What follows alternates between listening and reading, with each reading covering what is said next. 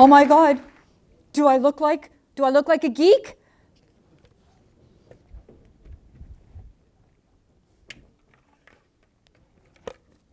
Or should we be changing the conversation to, are you man enough to wear pink? You know, the status of the construction industry today is facing a demographic time bomb. The pool of traditional male applicants is decreasing, and the current workforce is aging, leading to a serious skill shortage and recruitment. Conversely, according to the U.S. Department of Labor, 57% of the workforce is women. When I graduated as a civil engineer in 1978 from Purdue University, there were 10% women in the engineering workforce. 36 years later, according to the National Science Board Science and Indicators, 13% of the engineering workforce are women. Yes, an embarrassing mere 3% increase. And according to the National Association of Women in Construction, there is a whopping 9% women today in the construction industry. Given the critical need to repair and construct our nation's infrastructure, it is a sad commentary to realize that we have made little progress in the last 3 decades in increasing our nation's potential to fill the gap that we now face in the construction industry. So ask a girl today if she would like to go into construction, and her answer is probably going to be no. Ask a girl today if she would like to go into a career that will help people, and her answer is most likely to be yes. So isn't that a little strange? I mean, last time I checked, construction are jobs that help people. That's what we do. So where's the disconnect, and what do we do about it? The disconnect, it is what is perceived by girls to be the image and the culture of the construction industry. Perception is half the battle of what we have to do to change this industry if we are going to actually attract girls and women into the construction industry. The other half of the battle concerns addressing the complexities of what the millennials consider important to them today versus what we of the baby boomers and Generation X considered to be important to us at the time. And believe me, there are real differences as to what we thought was important versus what the millennials think are important today. To coin a phrase from our older generation, Houston, we have a problem. So what is the problem with our image and culture? The image of the construction industry, rightly or wrongly, is still deeply rooted in the past. The predominant image of the construction industry is that of a male-dominated industry requiring brute strength, inclement weather, and bad language. Gosh, geez, let me think about that.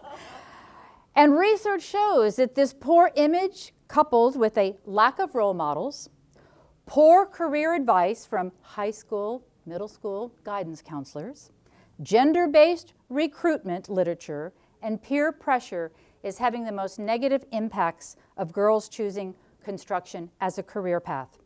The general image remains one of that dirty old work site and physical labor versus the realities of what the construction industry truly is today. It's rooted in high tech, very complex, and has so many more facets of which girls may very well want to play a role, including consultancy, design, manufacturing, supply. And there's also this perception that once a laborer, always a laborer, with no room for advancement. There is also perceived apprehensions of men towards women entering the construction work environment, including not being equally suitable for the work, having the inability to use tools, and the inability to understand the straight talk that's on the construction site, to possess the natural strength to do the work, and other fears such as, am I going to be accused of sexual harassment? Are they going to be a distraction to me on the job? Or, of course, the old adage, women just always overact.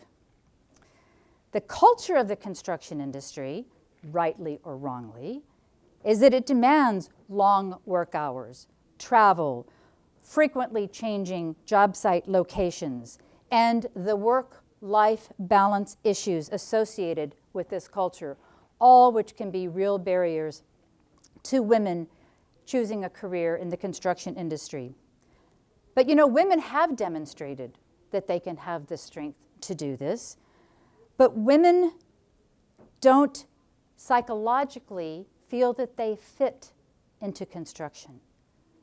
They can't get to the psychological part of the contract because they feel that they might have to actually give up their femininity and their what we heard earlier today, their self and what they are as a person. Nevertheless, let's compound the problem. The perceived image and culture issues further conflict with what today's younger generation, or the millennials, want and expect in life. Generation Y, or millennials, as they like to be referred to, represent the individuals who were born between 1980 and 2000. They're approximately aged 18 to 30 right now, and they are the emerging leaders of our industry. The millennials, their world has been shaped by events that include 9/11, high-speed internet, instant access to information. They have experienced high-profile school shootings, world terrorism, and massive natural disasters. They value their safety, diversity, change, community, environment, and possibilities. This generation no longer demonstrates blind faith in autonomy and authority, and they are ready to challenge and to be outspoken. They feel like they are special and that they want to be recognized and rewarded more often. They are autonomous and they seek greater control over their work. They're ready to be more accountable and they're ready to make an impact on the bottom line. They are loyal to their skills, but not to their employer. They grew up with technology, and as such, they don't need to relearn how to do anything. 96% of the millennials are on social media. They are highly aware and receptive to the messages constantly bombarding them. If we want to attract more girls into the construction industry, we simply must change the face of construction and attempt to change the corporate culture to make us more efficient and productive in the construction industry. 55% of the world's population today is less than 30 years of age. The millennials have changed all that we know about human behavior and the way people want and the way they do work. They are a new talent pool. Yes, they can be high maintenance as they want it all, and they want it all quickly. In fact, Wikipedia, that is an area if we want to know something and we want to know it quickly, we go to it. And did you know that wiki in Hawaiian means quick? So if we want to learn what makes the millennials tick and how to work with them, we might actually be able to win half the battle of how to attract more girls and women to the construction industry. So what are the solutions to changing our image and culture and doing so in a way that will entice these millennials to consider construction as an exciting and a rewarding career? Well, while we can't tackle all the issues I've brought up here today, I have laid out for the near term, based on my own experience and my own research, I see 3 critical areas that have to be addressed if we're going to attract and retain girls and women into construction. They are career advocacy, female role models, and work-life integration. How do we address career advocacy? One solution is for companies to ensure that they are providing equal access to career development. Each employee should have a career plan with specific one-on-one sit-downs with their bosses to lay out their goals, when they're going to achieve those goals, and what those rewards will be for those goals, and how they will be measured, and how advancement opportunities will be available to them. Construction companies wanting to attract more women laborers should establish a skills program and make sure that everyone goes through that skills program. Mentors and coaches within a company should be assigned to every new recruit, and where possible, include both men and women coaches, whose goal is to assist them advancing in the company. Another huge component in career advocacy that must be addressed, and addressed in the very near term, is the advancement of women into management, increasing management and board positions. Even if a company does not have any current women leaders in their company, they still have the option of going out and getting women to be external directors on their boards. That is a clear signal of putting your words where you want it to be to demonstrate your actions. The benefit of having women leaders in companies has been proven. You heard it by the prior speaker. Catalyst has already demonstrated and found a 26% difference in the return on investment from those companies that had 19 to 44% women on their boards versus those companies that had no women on their boards. More women who make it into senior management share an aspiration to lead. Advancing women into these positions should help in time to make sure that women advance to the executive committees, which will in turn increase the likelihood of sustaining gender diversity at every level, including the top. And this leads to the next critical area, and that is the need for female role models. It's kind of like the chicken and the egg. If you don't promote women into senior management positions, then there will be no role models for the young girls to see. Moreover, despite what you may say about how important it is, with millennials, they simply won't trust you until they can see the evidence which demonstrates what you have said to be true and what you believe in. When women see other women with diverse paths and experiences in a company and they succeed, they also begin to believe that they too can succeed. And I have a very good case in point. In 2004, when I was the first woman president of the American Society of Civil Engineers, I was the first woman president in its 154-year history at the time.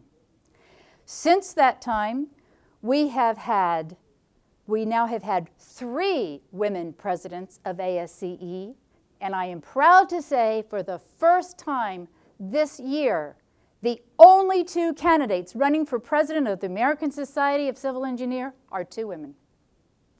Not bad statistics for just a decade in a male-dominated organization and industry. So it demonstrates that role models can make a difference when women can see that they too can succeed. So lastly, work-life integration. Companies have to find a way to address this issue and acknowledge the importance of balancing a career with a quality of life. A different quality of life for the millennials than the ones that our generation used to perceive as important. Flexible policies include flex time, a varied work week. They have to be factored in. Different aspects and avenues can be taken in the construction industry besides just a job site, and they should be emphasized and explored, such as project management or the supply side.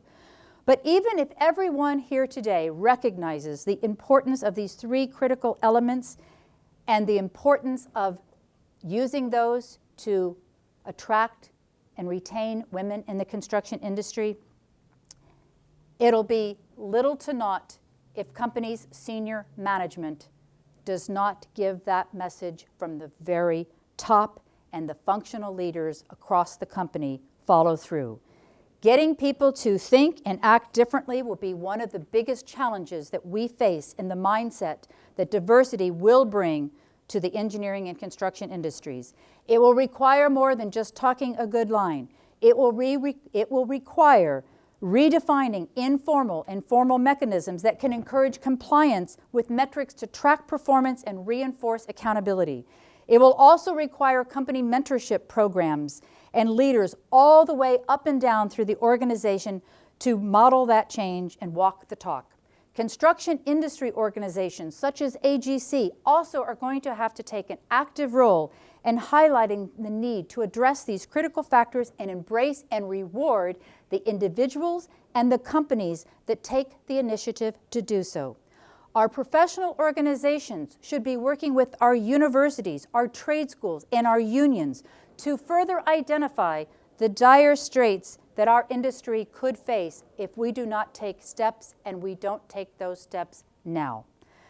Attracting and retaining talent are key in the construction industry today, and increasing that talent pool by attracting and retaining more women in the construction industry has become a priority. If we do not change the image of the construction industry, fewer women professionals will remain in our industry, which means that fewer role models will be there, which will further diminish our chances of attracting young girls into the engineering and construction profession. Research has demonstrated, and millennials demand it, that diversity does result in better collaboration, improved communication, and improved products. Women bring skills that are crucial to collaborative products. In our complex and interdependent world, collaboration is required to produce solutions that will meet client expectations. And in the wake of change of corporate culture and communication worldwide, the future workforce will be characterized by collaborative teams that work across all disciplines, all time zones, all geographic, and all company boundaries. Diverse teams are more likely to come up with the out-of-box concepts and solutions. I suggest to you, the girls do not need to be a geek to work in the construction industry, and men can be proud to wear pink. It's kind of like the fight for cancer. We must instill the importance in our quest to encourage diversity and increase the talent pool in construction industry if we are actually to survive as an industry. Courage and confidence are major tenets in understanding the change in the image and the corporate culture, and I encourage you, all of you, to understand the cultural differences among the generations working together and to embrace the change to strengthen your own values, your own positions, and your own abilities within your companies. Thank you very much.